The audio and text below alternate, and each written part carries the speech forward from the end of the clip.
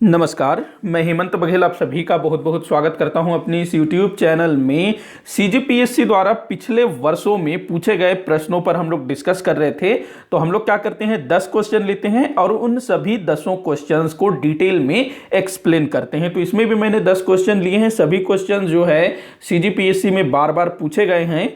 तो हम लोग देखते हैं। पहला क्वेश्चन यहां मैंने लिया है, रायपुर में रतनपुर का प्रथम कलचुरी शासक कौन था। तो देखिए, हमारा जो छत्तीसगढ़ है वहां पर कलचुरियों ने 2 स्थानों से शासन किया।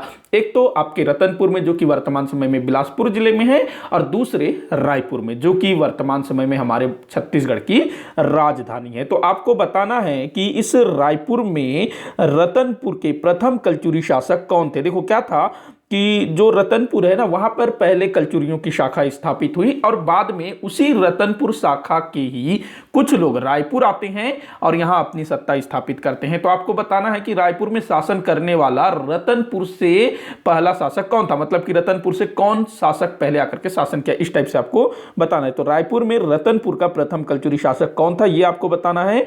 तो इसका जो आंसर है वो मैं सीधे सीधे आप लोगों को बता देता हूं, रामचंद्र देव। रामचंद्र देव। अब देखिए, थोड़ा सा हम लोग इसको एक्सप्लेन कर लेते हैं। तो रतनपुर में रतनपुर के कलचुरी शासक में एक शासक हुआ प्रतापमल। प्रतापमल। तो प्रतापमल के बाद छत्तीसगढ़ में कलचुरियों के इतिहास के विषय में कोई स्पष्ट जानकारी नहीं मिल पाती है, प्रतापमल से लेकर के बहारेंद्र शाह तक।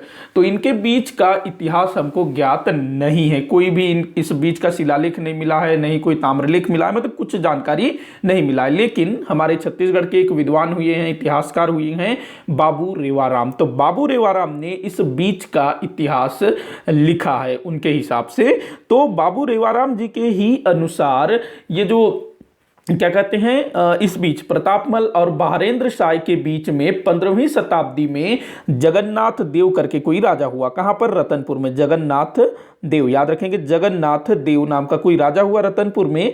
और इसके 2 बेटे थे। इसके कितने बेटे थे? 2 बेटे थे। एक था वीर सिंह, वीर सिंह देव। दूसरा था देव सिंह। वीर सिंह और देव सिंह, इसके 2 बेटे हुए।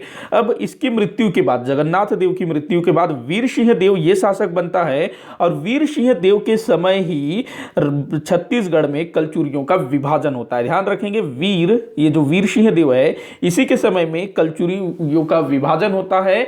और इसका जो छोटा भाई होता है देव सिंह, जिसको कि देवनाथ सिंह भी बोला जाता है, तो उसको शिवनाथ नदी के दक्षिण का भाग दे दिया जाता है शासन करने के लिए। तो वीर सिंह देव के समय में छत्तीसगढ़ में कलचुरियों का विभाजन हुआ था। किसके अनुसार? बाबू रेवाराम जी के अनुसार। अब जो देव सिंह है उसको शिवनाथ नदी के दक्षिण का भाग मिल गया, तो वो जो है इस तरफ आता है, रायपुर वाले क्षेत्र में आता है। और वो क्या पाता है कि शिवनाथ नदी के दक्षिण के क्षेत्र में पहले से ही रतनपुर के कलचुरी शाखा के ही कुछ लोग यहां पर शासन कर रहे हैं।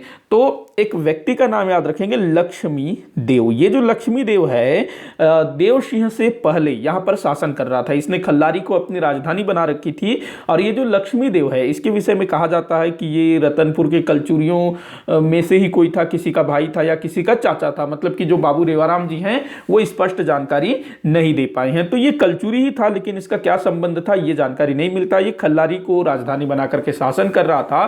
तो इसका एक बेटा था, लक्ष्मी देव का एक बेटा था, जिसका नाम मिलता है सिंघण देव। नाम इंपॉर्टेंट है, याद रखिएगा, सिंघण देव। तो ये जो सिंघण देव है, रतनपुर से आए हुए देव सिंह को परास्त कर देता है। और जब सिंघण देव को पता चलता है कि कलचुरियों का विभाजन हो गया है, शिवनाथ नदी के दक्षिण वाले भाग को इसको दे दिया गया है देव सिंह को, तो वो देव सिंह को परास्त कर देता है। और इस दक्षिण वाले क्षेत्र में, शिवनाथ नदी के दक्षिण वाले क्षेत्र में खुद अधिकार कर लेता है। और ये खुद शासक नहीं बनता है, अपने बेटे रामचंद्र देव को इस तरफ का राजा बना देता है। तो इस हिसाब से रामचंद्र देव रायपुर के प्रथम कलचुरी शासक कहलाएंगे। बाकी जो लक्ष्मी देव है वो खल्लारी को राजधानी बना करके शासन कर रहा था, लेकिन वो जो है उसको परमिशन नहीं मिला था। लेकिन यहां पर जो रामचंद्र देव के पिता थे सिंघण देव, उसने देव सिंह, जिसको कि दक्षिण का अधिकार मिल गया था, उसको परास्त कर दिया और इस क्षेत्र पर अपना अधिकार कर लिया। तो ऐसे में रामचंद्र देव जो है रतनपुर से रायपुर शाखा में शासन शासन करने वाला पहला शासक इसको माना जाता है, ध्यान रखेंगे इस चीज को। वैसे अगर हम लोग देखें तो आप लक्ष्मी देव को भी याद रखेंगे कि पहले कौन शासन कर रहा था और किसने देव सिंह को परास्त किया, ये पूछा गया है, सिंहगण देव। और इसी रामचंद्र देव ने आगे चल करके रायपुर नगर की स्थापना की। इसका एक बेटा था, रामचंद्र देव का बेटा राय ब्रह्मदेव, जो कि इसके बाद रायपुर का शासक हुआ। तो अपने बेटे के नाम पर ही इसने रायपुर नगर की स्थापना की और उसको अपनी राजधानी बनाई। इसके अलावा रही जो रामचंद्र देव है, इसने फणी नागवंश, जो कहां शासन करते थे, कवर्धा में, तो कवर्धा के फणी नागवंश शासक मोनिंग देव को परास्त किया। ध्यान रखेंगे ये पूछा गया है, मोनिंग देव ये कौन था, तो फणी नागवंशी शासक था, इसको रामचंद्र देव ने परास्त किया। तो इतनी चीजें आप लोग याद रखिएगा। बाकी जो मोहन सिंह है ना, ये आपके जो रतनपुर के कलचुरी शाखा है ना, उसका अंतिम शासक था मोहन सिंह। इसके बाद फिर जो मराठी हैं वो कलचुरियों पर अधिकार कर लेते हैं छत्तीसगढ़ पर। अगला क्वेश्चन है, रामकृष्ण मिशन आश्रम बस्तर अंचल के किस क्षेत्र में स्थानांतरित है। तो देखो ये वाला क्वेश्चन ना मैंने किसी वीडियो लेक्चर में लिया था, तो मैंने बोला था आप लोगों को कि इसके बारे में मैं आपको और जानकारी दूंगा। तो इसमें हम लोग देखेंगे। तो रामकृष्ण मिशन आश्रम बस्तर अंचल में कहाँ स्थित है, तो आपके नारायणपुर जिले में, नारायणपुर जिले में, ध्यान रखेंगे इस चीज को। थोड़ा सा देख लेते हैं रामकृष्ण मिशन आश्रम के संदर्भ में। तो ये जो रामकृष्ण मिशन है ना, इसकी स्थापना हुई थी, मतलब कि नारायणपुर में रामकृष्ण मिशन आश्रम जो कि विवेकानंद जी से जुड़ा हुआ है, तो इसकी स्थापना हुई थी 1985 और मैंने शायद 1989 बता दिया था किसी वीडियो में, तो उसके लिए मैं माफी चाहूंगा। 1985 में इस आश्रम की स्थापना हुई थी। इसके संस्थापक कौन थे, तो स्वामी आत्मानंद जी, स्वामी आत्मानंद इसके संस्थापक थे। ये जो स्वामी आत्मानंद जी थे, ये रायपुर से थे, रायपुर में ही इनका जन्म हुआ था, बरबंदा गांव में। कभी पूछा जा सकता है तो याद रखेंगे, स्वामी आत्मानंद जी का जन्म कहां हुआ, रायपुर के बरबंदा गांव में। और ये जो स्वामी आत्मानंद जी थे ना, ये आप लोगों ने महात्मा गांधी जी का एक फोटो देखा होगा, जिसमें महात्मा गांधी जी अपनी छड़ी को लेकर के चल रहे हैं, लेकिन उनकी जो छड़ी है उसको एक बच्चे ने पकड़ रखा है और वो जो बच्चा है महात्मा गांधी जी के आगे आगे चल रहा है छड़ी को पकड़ करके। आप लोगों ने ये वाली तस्वीर देखी होगी महात्मा गांधी जी की, जो बड़ी ही मतलब रोचक लगती है।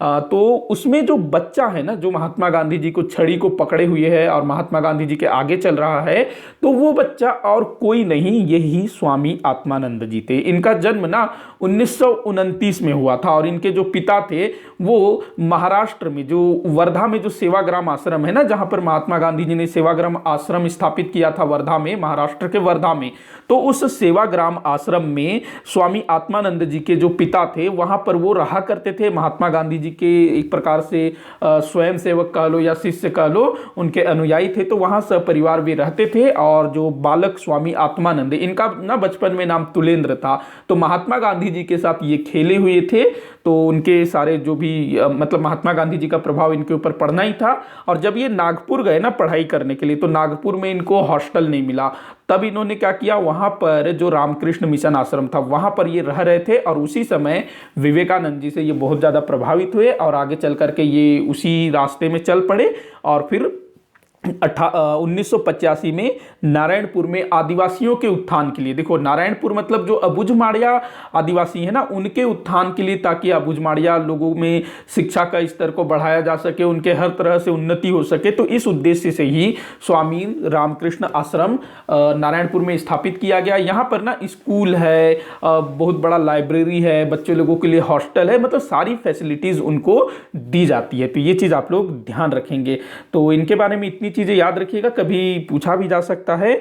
बरबंदा गांव में इनका जन्म हुआ था। और हाँ, ये जब 1989 में जब भोपाल से रायपुर लौट रहे थे ना, तो रास्ते में इनके गाड़ी का एक्सीडेंट हो जाता है, जहां इनकी डेथ हो जाती है। मैंने शायद केसकाल घाट में इनकी मृत्यु हुई थी ऐसा बताया था, नहीं, ये भोपाल से रायपुर आ रहे थे तब इनकी डेथ हुई थी एक्सीडेंट में।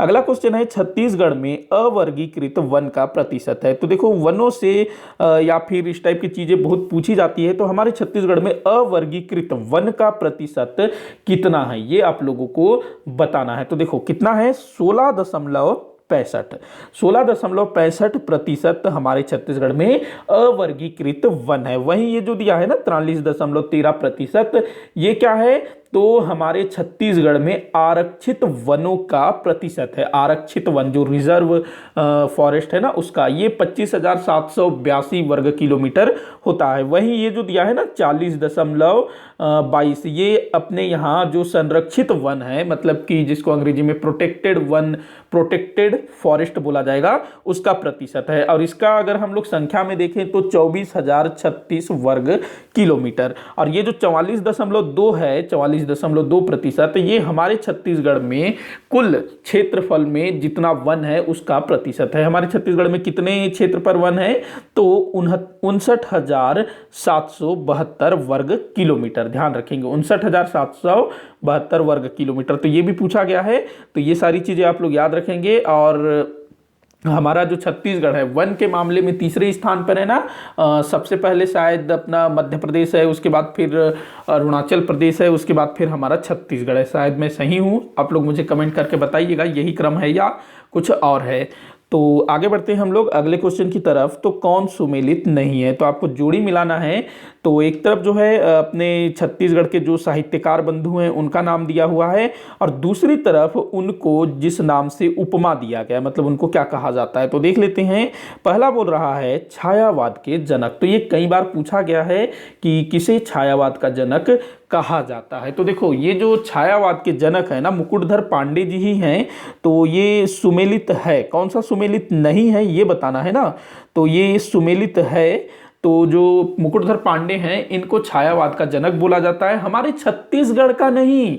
मतलब यहाँ तो बोला है मतलब मतलब छायावाद के जनक, तो छत्तीसगढ़ के लिए नहीं, ये पूरे भारत मतलब पूरी दुनिया में जो हिंदी साहित्य है उसमें छायावाद के जनक है। ये ध्यान रखिएगा, बहुत इंपॉर्टेंट है ये। अगला जो दिया है छत्तीसगढ़ के वाल्मीकि, छत्तीसगढ़ के वाल्मीकि पंडित सुंदरलाल शर्मा। तो पंडित सुंदरलाल शर्मा जी को छत्तीसगढ़ के वाल्मीकि बोला जाता है क्या? ऐसा आप लोगों ने कहीं पढ़ा है क्या? नहीं, इनको नहीं बोला जाता है। तो यही आपका आंसर होगा, गलत बताना है ना जो नहीं है। छत्तीसगढ़ के वाल्मीकि किनको कहा जाता है? तो ये बोला जाता है कवि गोपाल मिश्र को, वही खूब तमाशा वाले जो कि रतनपुर के कवि थे ना। कभी पूछा है शायद किसी पेपर में कि जो गोपाल मिश्र हैं वो कहाँ के कवि हैं। तो ये कहाँ से थे? रतनपुर से थे, बिलासपुर से थे, तो वहाँ के कवि थे। और इन्हीं को छत्तीसगढ़ का वाल्मीकि बोला जाता है, न कि पंडित सुंदरलाल शर्मा जी को। सुंदरलाल शर्मा जी को क्या बोला जाता है? छत्तीसगढ़ का गांधी बोला जाता है। क्यों? एक तो इन्होंने महात्मा गांधी जी को छत्तीसगढ़ में लेकर के आए थे, और महात्मा गांधी का जैसा व्यक्तित्व था लगभग वैसा ही इनका व्यक्तित्व रहा है। जैसे कि महात्मा गांधी जी अछूतोद्धार कार्यक्रम से जुड़े हुए थे, ठीक उसी प्रकार से पंडित सुंदरलाल शर्मा जी भी अछूतोद्धार से जुड़े हुए थे। और महात्मा गांधी जी के जो भी सिद्धांत थे, जो उनके विचार थे, उसको जो है पंडित सुंदरलाल शर्मा जी बहुत फॉलो करते थे। इसी कारण से इनको जो है छत्तीसगढ़ का गांधी बोला जाता है। तो ये आप लोग ध्यान रखेंगे। और वाल्मीकि किसको बोला जाता है? तो गोपाल मिश्र को। तो ये वाला आपका गलत हो जाएगा, मतलब आंसर होगा यही आपका। अगला दिया हुआ है छत्तीसगढ़ के विद्यासागर। तो छत्तीसगढ़ के विद्यासागर रामदयाल तिवारी जी को ही बोला जाता है। छत्तीसगढ़ के पाणिनि ये बोला जाता है हीरालाल काव्योपाध्याय जी को। देखो जो हीरालाल काव्योपाध्याय जी है ना, इनको छत्तीसगढ़ के पाणिनि के अलावा छत्तीसगढ़ के व्याकरणाचार्य भी बोला जाता है, क्योंकि जो हीरालाल काव्योपाध्याय जी थे इन्होंने ही सबसे पहले छत्तीसगढ़ी बोली का व्याकरण लिखा था। तो ये भी बहुत इंपॉर्टेंट है। अगला दिया हुआ है, अच्छा अगला सॉरी माफ़ी चाहूँगा, इसके बाद ना कुछ और लोगों के नाम भी आप लोग जानिएगा। जैसे कि छत्तीसगढ़ का नीलकंठ, छत्तीसगढ़ का नीलकंठ बोला जाता है गजानन माधव मुक्तिबोध जी को। वहीं अगर प्रथम खंड काव्य कवि, मतलब कि हमारे छत्तीसगढ़ के प्रथम खंड काव्य कवि, तो उसमें पंडित सुंदरलाल शर्मा जी का नाम आएगा। वहीं अगर बात करें हमारे छत्तीसगढ़ के प्रथम कहानीकार की, तो यहाँ पर ना जो CGPSC है उसने 2 लोगों को आंसर लिया है। ये 2013 में 2 अलग अलग पेपर हुए थे, उन्हीं में ये क्वेश्चन पूछे गए थे। एक में उसने बंशीधर पांडे जी के हीरू के कहिनी को प्रथम छत्तीसगढ़ी कहानी और जो बंशीधर पांडे हैं उनको प्रथम छत्तीसगढ़ी कहानीकार। वहीं दूसरे पेपर में सीताराम मिश्र और उनकी रचना सुरही गैया, इसको आंसर लिया गया था। तो ये थोड़ा सा जो है सीजीपीएससी में इस टाइप का चीज होता रहता है। तो आप लोग जो है ऑप्शन के हिसाब से और अपने सूझबूझ से आंसर दीजिएगा। जैसे कि क्षेत्रफल में भी लगभग ऐसे ही होता है। जो हमारे छत्तीसगढ़ का जो क्षेत्रफल है ना, कितना है, 1,35,191 वर्ग किलोमीटर। लेकिन कई बार जो है 93 ले लिया जाता है, 96 ले लिया जाता है, तो ध्यान रखेंगे इस चीज को। अगला क्वेश्चन है, राउत नाचा महोत्सव के संबंध में कौन सा कथन सत्य है? तो राउत नाचा, ये शायद मेरे ख्याल से नाच होना चाहिए था ना, राउत नाच। चलो ठीक है, देख लेते हैं। तो राउत नाच महोत्सव से कौन सा कथन संबंध नहीं है, मतलब असत्य कथन को आप अच्छा सत्य पूछ रहा है ना। हाँ, इसमें काफी मिस्टेक हो जाता है, सत्य है, असत्य है, नहीं है, सही है, इस टाइप से। तो आप लोग देखिएगा, तो सत्य आपको पहचानना है। तो देख लेते हैं। पहला बोल रहा है कि जो राउत नाचा महोत्सव के संदर्भ में ना, तो पहला बोल रहा है कि जो राउत नाचा महोत्सव है वो बिलासपुर जिले में आयोजित होता है। बिल्कुल बिल्कुल सही है, बिलासपुर जिले में ही आयोजित होता है राउत नाचा। वैसे तो राउत नाचा पूरे छत्तीसगढ़ में किया जाता है, लेकिन इसको महोत्सव के रूप में कहाँ मनाया जाता है? तो बिलासपुर में, ध्यान रखेंगे। बाकी तरफ तो वैसे इनका जो फेस्टिवल आता है तो उस टाइम पे होता ही होता है सब तरफ, लेकिन यहाँ पर जो है हमारी सरकार के द्वारा एक मतलब कि जो राउत नाचा के जो नर्तक हैं उनको मंच प्रदान किया गया है ताकि वो वहाँ अपनी कला का प्रदर्शन कर सके। तो ये बिलासपुर में आयोजित होता है। दूसरा बोल रहा है राउत नाचा शौर्य कलात्मक प्रदर्शन है। जी हाँ, बिल्कुल, शौर्य कलात्मक मतलब शौर्य मतलब क्या? बहादुरी। तो थोड़ा सा ये बहादुरी से जुड़ा हुआ है। अगला दिया है राउत नाचा में दोहे गाए जाते हैं। जी हाँ, राउत नाचा में दोहे गाए जाते हैं। दोहे जो जैसे कबीरदास जी ने दोहे लिखा है ना, तो वैसी टाइप से ये लोग दोहे गाते हैं। ये भी सही है। देखते हैं अगला गलत होगा क्या? तो 2020 में 42वें क्रम का महोत्सव का आयोजन किया गया। तो 2020 मतलब कि अभी जो बीत गया, अभी तो 2021 आ गया ना, तो 2020 में 42वें क्रम का महोत्सव आयोजित किया गया। क्या ये सही है? नहीं, ये गलत है। ये 42वें क्रम का नहीं था। ये तो 42वें क्रम का तो 2019 में हुआ था। अभी जो हुआ ये 43वें क्रम का था। कौन से क्रम का था? 43वें क्रम का। तो आपका आंसर क्या हो जाएगा? कौन से कथन सत्य हैं? तो 1, 2, 3 ये आपका राइट आंसर हो जाएगा, ये वाला। थोड़ा सा हम लोग जान लेते हैं राउत नाचा महोत्सव के विषय में। यहां जितनी तीनों चीजें मैंने बताई ये तो आप लोगों को ध्यान में रखना ही रखना है। तो एक तो बिलासपुर में होता है, दूसरा याद रखेंगे ये 1978 से शुरू किया गया है। कब से? 1978 से। और ये कब आयोजित किया जाता है? तो कार्तिक शुक्ल पक्ष के एकादशी के दिन से ये शुरू होता है। कार्तिक शुक्ल पक्ष के एकादशी मतलब कि दीपावली कब मनाया जाता है? कार्तिक अमावस्या। और दीपावली के ठीक 11 दिन के बाद हमारे छत्तीसगढ़ में कौन सा त्योहार मनाया जाता है? 11वें दिन में देव उठनी, अथवा जिसको हम लोग एकादशी के नाम से जानते हैं। इसको जेठाउनी भी बोला जाता है। और इसी देव उठनी कार्तिक एकादशी के दिन से बिलासपुर में ये जो राउत नाचा महोत्सव है इसकी शुरुआत होती है और ये लगभग एक पखवाड़े तक चलता रहता है। तो ये कब शुरू होता है ये भी पूछा गया है। और इसमें ना ये जो राउत नाचा है, चाहे वो बिलासपुर में हो या कहीं भी हो, उसमें प्रतीक के रूप में श्री कृष्ण जी की पूजा की जाती है। क्योंकि जो राउत हैं मतलब जो हमारे यादव बंधु हैं वो जो हैं स्वयं को श्री कृष्ण जी के वंशज मानते हैं। तो ये चीज आप लोग ध्यान रखेंगे। और ये जो राउत नाचा होता है ना, मतलब कि राउतों में मतलब कि बिलासपुर में हो या कहीं भी ये लोग करते हो, तो इसमें केवल पुरुष ही भाग लेते हैं, ध्यान रखिएगा। अगर मान लो कि इस नृत्य में, नाच में अगर किसी महिला की आवश्यकता पड़ती है तो पुरुष ही महिला का वेश धारण करते हैं। इसके बाद ये जो राउत है ना, इनके द्वारा एक पर्व मनाया जाता है मातर। ये भी आप लोग ध्यान रखेंगे, मातर पर्व मनाया जाता है। ये दिवाली के तीसरे दिन मनाया जाता है शायद ना, गोवर्धन पूजा के बाद। तो ये सारा कुछ आप लोग याद रखिएगा, पूछा जाता है राउत नाच के संदर्भ में। 1, 2, 3 इसका राइट आंसर है। अगला क्वेश्चन है, किस स्थान का नाम कामावतीपुरी था। तो आपको बताना है कि किस स्थान का प्राचीन नाम कामावतीपुरी था। तो देखो कामावतीपुरी किसको बोला जाता था, तो पोढ़ागढ़, लाफागढ़, सारंगगढ़, डोंगरगढ़ दिया हुआ है, डोंगरगढ़ को बोला जाता था कामावतीपुरी। एक राजा थे डोंगरगढ़ क्षेत्र के जिनका नाम था कामसेन, उन्हीं कामसेन के नाम पर इस क्षेत्र का नाम पड़ा था कामावतीपुरी, और अभी इसको हम लोग डोंगरगढ़ के नाम से जानते हैं। अब देखिए जो डोंगरगढ़ है वहां पर किसका मंदिर है, मां बमलेश्वरी माता का वहां मंदिर है, बमलेश्वरी माता का मंदिर है। और ये जो बमलेश्वरी माता का मंदिर है इसका निर्माण करवाया था राजा वीरसेन जी ने। और पहले ना इस मंदिर को महेश्वरी मंदिर के नाम से जाना जाता था। देखो जो महेश्वरी है ये माता पार्वती जी का ही एक नाम है। और ऐसी किंवदंती प्रचलित है कि ये जो बमलेश्वरी मंदिर है, मतलब जहां ये मंदिर बना हुआ है डोंगरगढ़ में, यहां पर माता सती का नाभि गिरा हुआ है। देखो क्या था कि जो माता सती हैं वो हवन कुंड में कूद करके अपने प्राण त्याग देती हैं, और जो प्रभु शिव जी हैं वो फिर एकदम पागल हो जाते हैं और वो माता सती के मृत देह को लेकर के पूरी दुनिया में घूमने लगते हैं, तांडव करने लगते हैं। और फिर जो विष्णु जी हैं वो फिर जो है माता सती के शव को जो शिव जी लेके घूम रहे होते हैं उसको जो है अपने सुदर्शन चक्र से टुकड़े टुकड़े कर देते हैं। और फिर जो माता सती के जो शरीर के जो विभिन्न अंग हैं वो विभिन्न स्थानों पर गिरे, और जहां पर जो अंग गिरा उस नाम से वहां पर शक्तिपीठ स्थापित हो गया, ऐसा कहा जाता है। तो ऐसा कहा जाता है कि बमलेश्वरी मंदिर जहां है वहां पर माता सती का नाभि गिरा था, नाभि। और नाभि को जो है एक बोडरी बोला जाता है हमारे छत्तीसगढ़ में, तो उसी से बमलेश्वरी ऐसा नाम पड़ा बोला जाता है। तो ये किंवदंती आप लोग याद रखेंगे। यहां पर चैत्र नवरात्र का मेला लगता है। कौन सा मेला, चैत्र नवरात्र का मेला, चैत्र नवरात्र। इसके अलावा जो शारदीय नवरात्र होता है ना, मतलब दशहरा के टाइम पर, उस टाइम पे भी मेला लगता है, लेकिन आपको चैत्र नवरात्र वाला याद रखना है। हमारे छत्तीसगढ़ में ना 3 प्रमुख देवियां हैं। एक तो आपके माता बमलेश्वरी, दूसरी माता चंद्रहासिनी, कहां पर, जांजगीर चांपा के चंद्रपुर में। उसके बाद माता दंतेश्वरी जो कि दंतेवाड़ा में है।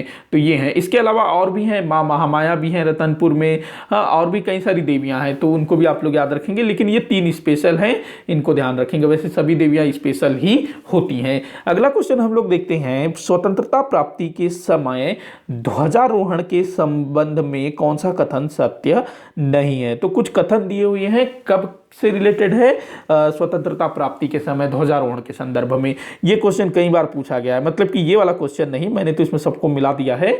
इससे रिलेटेड क्वेश्चन बहुत पूछा गया है। तो देखो मतलब कि ऐसा पूछेगा कि किस व्यक्ति ने किस स्थान पर झंडा फहराया, मतलब कि रायपुर में किसने झंडा फहराया, पंडित रविशंकर शुक्ल जी ने कहाँ झंडा फहराया, इस टाइप से। तो देखिए देख लेते हैं। तो पंडित रविशंकर शुक्ल, इन्होंने कहाँ पर ध्वजारोहण किया, सीतावर्डी, सीतावर्डी के किले में। सीतावर्डी कहाँ है, तो नागपुर में। अब देखिए क्या था कि उस समय हमारा जो छत्तीसगढ़ है वो मध्य प्रांत एवं बरार के अंतर्गत आता था, और इसकी राजधानी कौन थी, नागपुर। और जो पंडित रविशंकर शुक्ल जी थे भाई वो तो वहां के मुख्यमंत्री थे ना, तो इस हिसाब से इन्होंने कहां पर ध्वजारोहण किया, सीतावर्डी। और ये सीतावर्डी वही है जहां पर सन 1818 में नागपुर के भोसले शासक अंग्रेजों से हारे थे। तो ये चीज भी याद रखिएगा। देखो चीजें ना कहां से कहां लिंक करती है, आप लोग ऐसे ही पढ़िएगा। हाँ सीतावर्डी ये नागपुर में है, यहां पर फला समय में लड़ाई हुई थी, इस टाइप से। तो ये याद रखेंगे। तो ये बिल्कुल सही है, पंडित जी ने यहां पर ध्वजारोहण किया था। उसके बाद दूसरा बोल रहा है दुर्ग में घनश्याम सिंह गुप्त। हाँ बिल्कुल, घनश्याम सिंह गुप्त जी ने दुर्ग में ध्वजारोहण किया था। उसके बाद बोल रहा है राम गोपाल तिवारी, बिलासपुर। हाँ इन्होंने बिलासपुर में ध्वजारोहण किया था। तीसरा भी आपका सही है। इसके बाद चौथा देख लेते हैं, Raipur police line, R.K. Patil. तो ये जो R.K. पाटिल थे ये खाद्य मंत्री थे, और इन्होंने रायपुर के पुलिस लाइन के परेड ग्राउंड में ध्वजारोहण किया था। ये भी बिल्कुल सही है। अगला बोल रहा है गांधी चौक, रायपुर। रायपुर का जो गांधी चौक है वहां पर वामन राव लाखे जी ने ध्वजारोहण किया। ये भी बिल्कुल सही है। ये बहुत बार पूछा गया, ये हो गया आपका, ये हो गया, ये बहुत बार पूछा गया है, तो इसको स्पेशली आप लोग ध्यान रखेंगे। तो आपके सभी सही है। तो 1 2 3 4 5 सही है। तो ये आप लोग ध्यान रखेंगे। और हाँ, ये जो आर के पाटिल थे ना, खाद्य मंत्री, जिन्होंने रायपुर के पुलिस लाइन ग्राउंड में ध्वजारोहण किया, तो इन्होंने जहां पर शहीद वीर नारायण सिंह जी को मृत्युदंड दिया गया था, जिस चौराहे पर, वहां पर जय स्तंभ चौक की नींव रखी, ऐसा भी बताया जाता है। इसके अलावा रायपुर के कमिश्नर थे KBL सेठ। इन्होंने 200 बंदियों को मुक्त किया भारत के स्वतंत्र होने की खुशी में। उस टाइम पे मतलब हर जगह ये चीज किया जा रहा था। तो मतलब जो 15 अगस्त 1947 का जो दिन था ना, उस समय के जो भी लोग होंगे, जो अभी बूढ़े हो गए होंगे, अगर आपके दादाजी, आपके नाना जी, कोई भी अगर होंगे ना उस समय के, आप लोग उनसे पूछिएगा उनका जो भी अनुभव रहा, जो उन्होंने देखा उस दिन को, मतलब कि एक दिवाली सा माहौल हो गया था।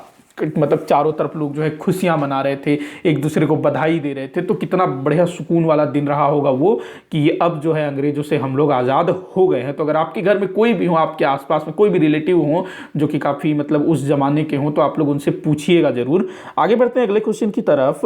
तो अगला क्वेश्चन है, परलकोट विद्रोह के संबंध में कौन सा कथन सत्य है? परलकोट विद्रोह, तो देखते हैं भी परलकोट विद्रोह के संबंध में क्या सत्य है। तो पहला दिया है 1825 में हुआ था। बिल्कुल, जो परलकोट का विद्रोह है 1825 में हुआ था। प्रतीक धावड़ा वृक्ष की टहनी थी। जी हाँ, इसका जो प्रतीक था धावड़ा वृक्ष की टहनी थी। जैसे कि 1857 की क्रांति, उसका प्रतीक क्या था? रोटी और कमल का फूल। तो कुछ प्रतीक होना चाहिए ना, कुछ निशान होना चाहिए, सिंबल होना चाहिए। तो धावड़ा वृक्ष की टहनी, धावड़ा एक वृक्ष है जिससे गोंद भी प्राप्त होता है। मैंने पीछे किसी वीडियो में बताया था, धावड़ा वृक्ष, बबूल, खैर से हमारे यहाँ गोंद प्राप्त होता है। तो उसकी टहनी जो है इसका प्रतीक था। तीसरा बोल रहा है, मैक जॉर्ज को विद्रोह को दबाने का दायित्व सौंपा गया था। मैक जॉर्ज नहीं भैया, मैक जॉर्ज जो है ना, ये तो 1876 के आसपास में बस्तर गए थे ना, वहां जो मुरिया विद्रोह हुआ था उसका दमन करने के लिए। तो ये तो 1825 में भारत भी नहीं आ रहा होगा, पैदा भी नहीं हुआ रहा होगा मैक जॉर्ज। तो ये गलत है, मैक जॉर्ज ये मतलब तीसरा वाला गलत है। यहाँ किसको भेजा गया था? पेबे को भेजा गया था। पेबे, ये जो पेबे था, इसको उस समय के जो ब्रिटिश अधीक्षक थे ना छत्तीसगढ़ में, 1825 के समय में अपने छत्तीसगढ़ में ब्रिटिश अधीक्षक नियुक्त होते थे 1818 से 1830 तक। तो इस समय कौन थे ब्रिटिश अधीक्षक, ये भी पूछा जाता है, याद रखेंगे, एगेन्यू। तो एगेन्यू द्वारा इस पेबे को यहाँ पर जो विद्रोह हुआ था उसको दमन करने के लिए भेजा गया था। ये जो पेबे है ना, ये चांदा रियासत का अधीक्षक हुआ करता था। तो ये आप लोग ध्यान रखेंगे। अच्छा, यहाँ पर विद्रोह का नेतृत्व करता कौन था? तो गेंद सिंह। गेंद सिंह, इसको जो है गेंद सिंह, जो कि एक हलबा जाति के थे, ये परलकोट के जमींदार थे। और क्यों विद्रोह हुआ था? तो वही उस क्षेत्र के जो आदिवासी लोग थे, स्पेशली माड़िया लोग, उनको ना अंग्रेज शोषण कर रहे थे, उनका शोषण कर रहे थे, उनके ऊपर अत्याचार हो रहा था। तो ये चीज जो है वहां के जो जमींदार थे उनसे देखा नहीं गया, और उन्होंने आदिवासियों को एकजुट किया और अंग्रेजों के खिलाफ विद्रोह कर दिया था। तो ध्यान रखेंगे। अच्छा, ये जो परलकोट क्षेत्र है ना, ये कांकेर नारायण, जो कांकेर नारायणपुर है उस तरफ पड़ता है। और इसी परलकोट क्षेत्र से एक नदी प्रवाहित होती है जो कि राजनांद गांव के मोहला तहसील से निकलती है और इंद्रावती में जाकर के मिल जाती है कोटरी नदी। कोटरी नदी को परलकोट नदी के नाम से भी जाना जाता है।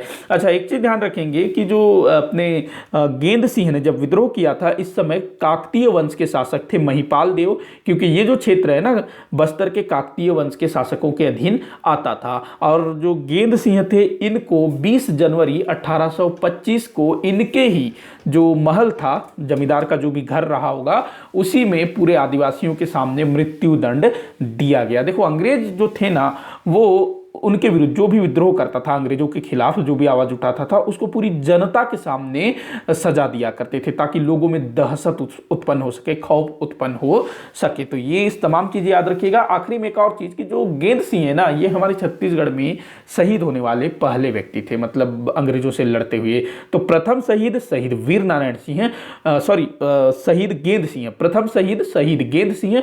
वहीं स्वतंत्रता आंदोलन समय, जो भारत की प्रथम स्वतंत्रता आंदोलन हुआ ना, तो उस समय प्रथम शहीद पूछा जाता है तो वीर नारायण सिंह। अगर ऐसे ही पूछा जाए कि हमारे छत्तीसगढ़ से प्रथम शहीद कौन थे, तब आप लोगों को गेंद सिंह लगाना है। आप लोग प्रश्न को समझिएगा, छत्तीसगढ़ के प्रथम शहीद तो गेंद सिंह। वहीं अगर पूछा जाए कि स्वतंत्रता आंदोलन के समय छत्तीसगढ़ के प्रथम शहीद, तब कौन थे? शहीद वीर नारायण सिंह जी। क्योंकि इस समय ना जो भारत में स्वतंत्रता आंदोलन शुरू नहीं हुआ था, क्योंकि भारत तो पूरी तरह से गुलाम भी नहीं हुआ था, वो तो जब डलहौजी आएगा उसके बाद सब जो है अंग्रेजों के अधिकार में चला जाएगा। तो ये तमाम चीजें आप लोग ध्यान रखेंगे। अगला क्वेश्चन हम लोग देखते हैं, तो क्या आपका आंसर सही हो जाएगा? 1 और 2 आपका सही होगा। अगला क्वेश्चन है, चयखुटिया और चिंदा किस जनजाति से संबंधित है? चयखुटिया और चिंदा ये मतलब किसी जनजाति के उप समूह हैं, चयखुटिया और चिंदा। तो किस जनजाति से हैं? तो पंडो, बिरहोर, कमार, भुजिया, ये सभी हमारे छत्तीसगढ़ के विशेष पिछड़ी जनजाति के अंतर्गत आते हैं। ये जो पंडो और भुजिया है, इनको हमारे छत्तीसगढ़ राज्य सरकार द्वारा विशेष पिछड़ी जनजाति का दर्जा दिया गया है। और जो बिरहोर है, कमार है, इसके अलावा अबुझमाड़िया है, बैगा है, पहाड़ी कोरवा है, इन पांचों को राष्ट्रपति द्वारा विशेष पिछड़ी जनजाति का दर्जा दिया गया है। तो टोटल कितनी विशेष पिछड़ी जनजातियां? 7 है, याद रखेंगे।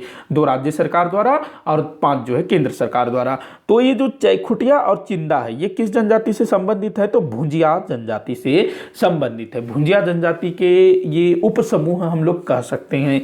तो भुजिया जनजाति, इसका जो ये 2 उप समूह है, इसको ना चयखुटिया, आप लोग ध्यान रखेंगे, चयखुटिया भुजिया कहा जाता है, और ये चिंदा भुजिया, चयखुटिया भुजिया, ध्यान रखिएगा। थोड़ा सा हम लोग भुजिया के बारे में जान लेते हैं, भुजिया जनजाति के विषय में। गरियाबंद और उसके आसपास के क्षेत्र में इनका संकेंद्रण है। और जो छत्तीसगढ़ राज्य सरकार है, छत्तीसगढ़ राज्य शासन, उसकी तरफ से भुजिया जनजाति के विकास के लिए भुजिया विकास अधिकरण गठित किया गया है। और साथ ही साथ ना पंडो जनजाति के लिए भी पंडो विकास अधिकरण बनाया गया है। और ये जो अधिकरण है भुजिया जनजाति से संबंधित, इसका जो मुख्यालय है रायपुर में है। वहीं पंडो विकास अधिकरण, इसका जो मुख्यालय है अंबिकापुर में है, क्योंकि जो पंडो जनजाति है वो सरगुजा और उसके आसपास के क्षेत्र में निवास करती है। अच्छा, ये जो भुजिया जनजाति है ना, इसमें अगर कोई बीमार हो जाता है, किसी को कोई रोग हो जाता है, तो उसको ना दाग करके, मतलब लोहे से दाग करके उसका इलाज किया जाता है। लोहे को जो है आग में तपाया जाता है और व्यक्ति के शरीर में उसको टिकाया जाता है। तो इसी को बोला जाता है लोहे से दागना। तो ये लोग इस टाइप से इलाज करते हैं। सोचो कितना खतरनाक भयानक टाइप का इलाज है इनका। आदमी तो बोलेगा भाई मैं मर जाऊंगा, ये इलाज ना करवाऊं, इस टाइप से, लेकिन इनके यहाँ ये चलता है। इसके अलावा भुजिया जनजाति में एक चीज प्रचलित है, लाल बंगला। ये क्या होता है? तो ये इनके रसोई घर को बोला जाता है लाल बंगला, क्योंकि इनका जो रसोई घर है वो लाल रंग से पुता हुआ होता है, इसी कारण इसको लाल बंगला बोला जाता है। तो इतनी चीजें आप लोग भुजिया जनजाति से संबंध, भुजिया जनजाति के विषय में याद रखेंगे। अगला क्वेश्चन देखते हैं, जो कि इस वीडियो का आखिरी क्वेश्चन है। छत्तीसगढ़ राज्य के स्थापना के संदर्भ में कौन सी तिथि सही नहीं है? छत्तीसगढ़ राज्य की स्थापना कब हुई थी? 1 नवंबर सन 2000। तो उसके स्थापना के संबंध में कई सारी चीजें घटित हुई थी, तो आपको बताना है कि कौन सी तिथि संबंधित नहीं है। तो देखो, पहला बोल रहा है 25 जुलाई 2000। तो 25 जुलाई 2000 को क्या हुआ था? मध्य प्रदेश राज्य पुनर्गठन विधेयक लोकसभा में प्रस्तुत किया गया था। किसके द्वारा? तत्कालीन गृह मंत्री लाल कृष्ण आडवाणी द्वारा। तो ये बिल्कुल सही है। दूसरा बोल रहा है 31 जुलाई 2000। तो 31 जुलाई 2000 को लोकसभा से ये जो विधेयक है ना, मध्य प्रदेश राज्य पुनर्गठन विधेयक, ये पारित हो गया था। देखो, पहले प्रस्तुत किए, इसमें पारित हो गया। फिर उसके बाद 3 जुलाई सन 2000, इसमें क्या हुआ?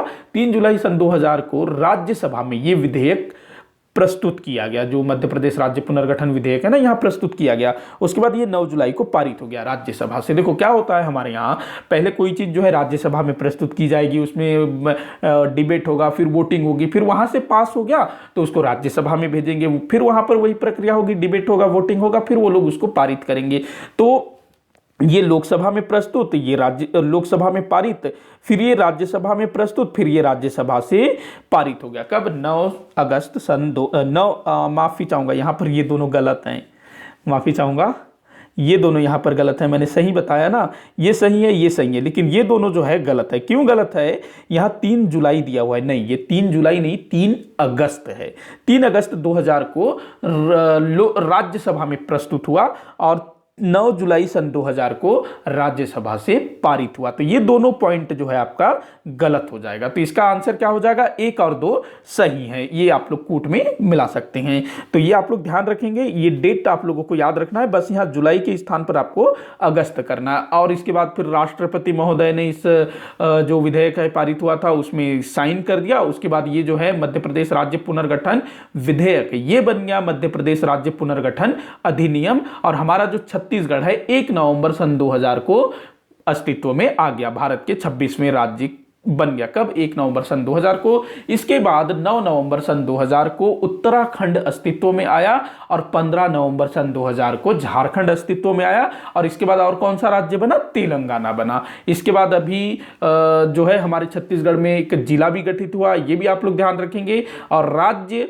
गठन के बाद कितनी बार जिलों का गठन हुआ, कितनी बार संभागों का गठन हुआ, ये सब ध्यान रखिएगा। तो इसी के साथ आज का हमारा ये वीडियो यहीं पर समाप्त होता है। आप लोग मुझे कमेंट करके बताइएगा कि आपसे कितने क्वेश्चन सॉल्व हुए।